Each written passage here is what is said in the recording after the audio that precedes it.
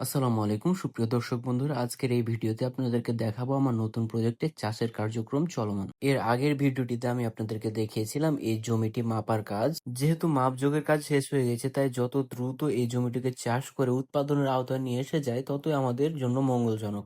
বেশ কয়েকদিন ধরেই চাষের ট্রাক্টরকে বলা ছিল যাতে আমাদের এই জমিটি চাষ করে দিয়ে যায়, কিন্তু তার ট্রাক্টরের যান্ত্রিক ত্রুটির কারণে রিপেয়ারের কাজ চলছিল, যার কারণে আমাদের এই জমিটি চাষ করতে কিছুটা দেরি হয়ে গেছে। এবং একই সাথে এখন চলছে বর্ষার মৌসুম, যার কারণে জমিটি ঠিকমতো তাক হয়নি। এরই ফলশ্রুতিতে আমাদের এই জমিটি চাষ করতে বেশ কিছুটা দেরি হয়ে গেছে, তবে আমরা জমিটি চাষ করতে পেরেছি। এই জমিটিতে অনেক বছর থেকে কিন্তু কোনো ধরনের ফসল উৎপাদিত হয় না বা উৎপাদন কাজে এই জমিটি ব্যবহৃত হচ্ছে না। তবে এই জমিটির উপরে অনেক বড় বড় আম গাছ ছিল, যার ফলশ্রুতিতে এই জমিটির নিচে প্রায় অর্ধ হাত মতো পাতা জমে গিয়েছিল, যে পাতাগুলো পচে সারের কাজ হিসেবে আমাদের জমিটিতে কাজ করবে বলে আমরা আশা করছি। পচে যাওয়া এই পাতাগুলোর সারকে আমরা অ্যাডভান্টেজ হিসেবে কাজে লাগানোর জন্য শুরুতেই আমরা জমিতে দিয়ে দেবো পটাশ। এই জমিতে আপনারা যে আগাছাগুলো দেখতে পাচ্ছেন, এগুলো আমরা বৃষ্টির পানির কারণে সম্পূর্ণরূপে তুলে ফেলতে পারিনি। একই সাথে জমিতে যে প্লাস্টিক পলিথিন গুলো পড়ে রয়েছে সেগুলো কিন্তু আমরা তুলে ফেলার চেষ্টা করেছি। একই সাথে এই জমিটিতে বীজ থেকে জন্মানো ঘাসের পরিমাণ কম এবং শেকড় থেকে জন্মানো ঘাসের পরিমাণ অত্যাধিক বেশি,